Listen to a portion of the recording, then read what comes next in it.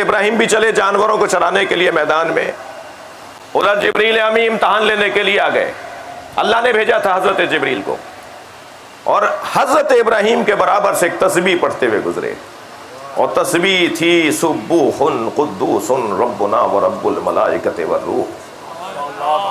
یہ وہی تسبیح ہے پروردگار ہے جو یا ابراہیم کو اچھی لگتی تھی یا حسین کو۔ کثرت سے امام حسین بھی یہی تسبیح پڑھتے تھے، اور کثرت سے یہی تسبیح حضرت ابراہیم بھی پڑھتے تھے۔ جیسے حضرت خضر دعائے کمیل پڑھتے تھے اور مولا علی دعائے کمیل پڑھتے تھے۔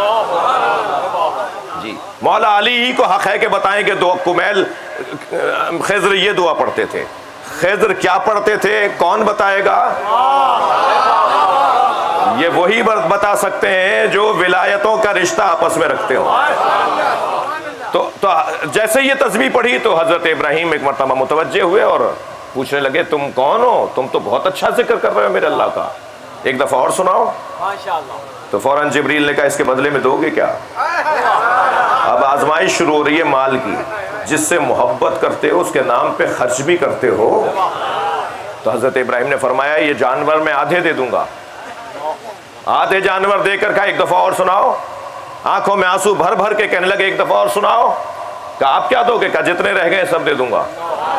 سارے جانور حضرت ابراہیم نے اللہ کا ذکر سننے کے لیے دے دیے۔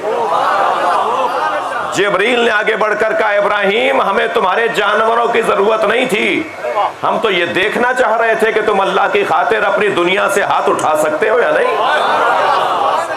یہ حضرت ابراہیم کے مال کا امتحان تھا۔